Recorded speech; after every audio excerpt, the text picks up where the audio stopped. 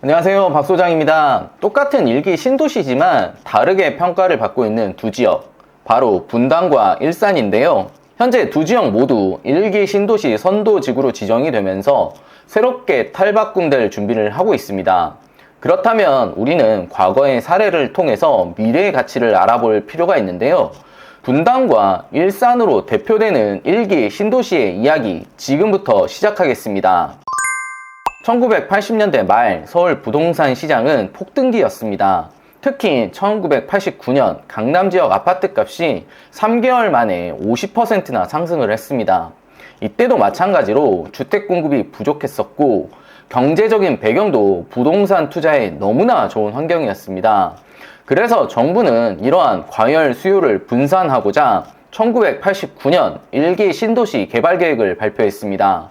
바로 분당, 일산, 평촌, 중동, 삼본 등의 5개 지역이 일기 신도시입니다. 1990년대 초중반 조성이 모두 완료가 되면서 잠시 서울의 집값 안정에 기여하는 모습을 보였습니다. 이에 따라서 추가적으로 철도도 깔고 지방 육성을 적극적으로 추진하였지만 정부의 뜻대로 이뤄지지가 않았고 결과적으로는 수도권에 더욱더 많은 인구 과밀화를 형성했습니다. 아무래도 고급 인력들은 서울 및 수도권에 집중되어 있기 때문에 기업들이 선뜻 지방 이전을 하고 싶진 않았겠죠. 지금도 마찬가지입니다. GTX로 인해서 수도권 접근성이 전보다 훨씬 더 좋아졌는데 기업이 굳이 이전할 이유가 없습니다. 물론 실질적인 세제 완화 정책이라든지 금융 지원 등을 해주면 이전을 생각해 볼 수도 있을 것 같습니다. 판교처럼 대규모의 일자리 시설이 갖춰지지 않는 이상 수도권의 대규모 주택 공급은 베드타운화를 초래한다고 제가 누누이 강조하고 있는데요. 그렇기 때문에 분당과 일산의 부동산 가격 차이가 발생할 수밖에 없었습니다. 저는 일산이 나쁘다, 분당이 좋다라는 말을 하고 싶은 게 아닙니다. 일자리가 갖춰지지 않는 지역은 베드타운으로 전락할 수밖에 없기 때문에 수도권 지역에 투자를 생각하실 때에는 업무지구의 접근성을 따져보셨으면 좋겠다. 그리고 뒤에 설명을 드리겠지만 학군에 대한 요인도 같이 살펴보시길 바란다. 그리고 마지막으로 간과될 수 없는 부분이 서울의 주택공급 정책이다 라는 부분을 설명드리려고 합니다.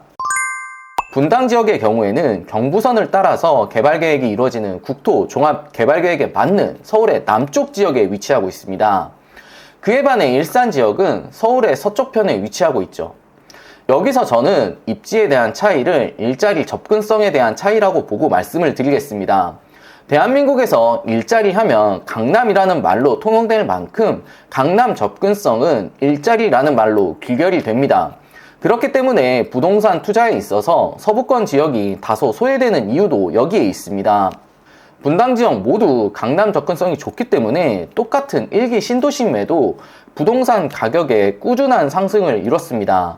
한때는 천당 다음이 분당이라는 말이 있을 정도였으니까 말 다 했죠. 그만큼 일자리에 대한 접근성이 부동산 투자의 핵심이라고 봐도 과언이 아닙니다. GTX로 일자리에 가깝게 데려다 달라고 하는 말이 아니라 일자리 자체를 내 집 앞으로 가져와 달라는 얘기입니다. 더군다나 분당 지역은 서울의 남쪽에 위치하고 있어서 경부선을 따라 개발된 국토종합개발계획에도 적합한 지역이죠.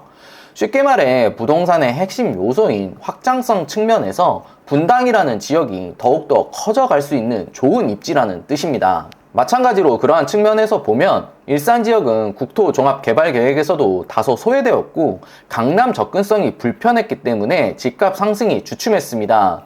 그나마 최근 발표된 GTX A 노선의 서부권 연결은 서부권 지역의 호재로 이어질 수는 있지만 더욱더 많은 연계 교통망과 양질의 일자리가 필요해 보입니다. 반대로 얘기하면 일자리와 연계 교통망이 갖춰진다면 서부권 역시도 거주 선호도가 높아질 수 있다라는 뜻이기도 합니다. 추가적으로 체크해봐야 할 일기 신도시들의 차이는 학군에서도 나타납니다. 대한민국의 지리적 입지상 강남은 대부분의 분야에서 두각을 나타내고 있습니다. 그렇기 때문에 강남 접근성을 목표로 그리고 강남 진입을 목표로 부동산 투자를 생각을 하시는 거고요. 저 역시도 다르지 않습니다. 1인 가구의 증가 그리고 인구 감소 고령화 사회가 된 대한민국이지만 기혼 부부들의 자녀 교육열은 더욱 뜨겁게 달아오르고 있습니다. 자녀 수가 줄어든 만큼 비용을 집중해서 자녀 교육에 사용하겠다라는 뜻인데요. 학군에 대한 차이 역시도 일기 신도시 내에서도 집값 상승 요인이 다르게 반영됐다라고 할 수 있습니다. 분당, 평촌 모두 학군지로서 학부모들의 관심도가 굉장히 높은 지역입니다. 학군이라 함은 단순히 학교의 인프라에만 그치지 않습니다. 학원가가 더해진 인프라를 진정한 학군으로 표현을 하는데요.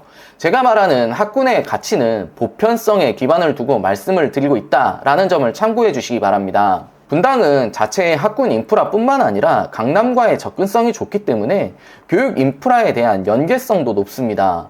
이렇게만 봐도 저희는 부동산 투자를 할 때 고려할 요인을 벌써 2가지나 살펴봤음을 알 수 있습니다. 대표적인 1기 신도시인 분당, 일산은 위 사례들에서 보면 어떻게 하면 수도권 아파트 투자에 성공을 할 수 있는지 간단하게 알 수 있습니다. 수도권에는 서울과 다르게 비교적 손쉬운 공급이 가능합니다. 가용 부지가 많다는 뜻이겠죠. 부동산 가격에 가장 크게 영향을 주는 부분이 공급인데요. 공급이 쉽다라는 가정 하에 수도권 부동산 투자는 강남 접근성이 좋고 일자리가 풍부한 지역, 그리고 학군이 잘 갖춰진 지역을 선택해야 됩니다. 수도권 대규모 재건축이 좋은 선례를 가지기 위해서는 단순한 양적 공급이 아니라 일자리와 연계된 복합 개발이 같이 이루어져야 됨을 알 수 있습니다. 판교의 테크노밸리로 인해서 직주 근접을 실현했죠. 국토종합개발계획에도 적합한 위치에 있죠. 강남 접근성 좋죠. 그리고 일자리를 기반으로 한 새 아파트들이 생겨나면 자연스럽게 학군은 따라오는 거고요. 그리고 서울의 공급 정책도 같이 살펴볼 필요가 있습니다. 현재 시점에서 살펴보면 서울의 개발 사업이 원활하게 진행되고 있지는 않지만 서울은 용적률에 대한 체계를 전반적으로 수정하는 계획을 세우고 있습니다. 쉽게 말해서 대부분의 아파트가 위치한 토지 용도가 2종 일반 주거지역인데 최대 용적률이 250%입니다. 이 용적률의 상한을 올리려고 하고 있는 겁니다. 그 이유가 뭐냐면 서울에는 이미 200%가 넘는 아파트들이 부지기수입니다. 이들 아파트들이 용적률에 대한 제한 때문에 재건축에 대한 생각도 못하고 있어요. 그래서 서울시에서 이런 아파트들의 슬럼화를 막기 위해서 용적률 체계를 개편하고 있기 때문에 서울 재건축 시장은 활발해질 수 있다라는 점도 참고해 보시면 좋겠습니다. 물론 그 시점이 가깝게 있진 않지만 투자를 할 때는 항상 매도 시점의 상황도 같이 고려를 해서 접근을 해야 되기 때문에 간과할 수 없는 부분이고요. 서울의 공급이 확대되는 시점에 수도권으로 투자를 생각하는 건 위험할 수 있습니다. 양질의 일자리가 갖춰져 있고 학군, 교통 어느 하나 빠지지 않는 서울이기 때문에 수요는 서울로 더 많이 집중될 수밖에 없습니다. 오늘은 1기 신도시 분당과 일산의 차이에 대해서 한번 살펴봤는데요. 강남 접근성, 학군, 일자리 이 3가지를 생각하시면 부자가 되는 길에 조금 더 가까워지실 수 있습니다. 항상 좋은 정보를 전달드리는 박 소장이 되겠습니다. 감사합니다.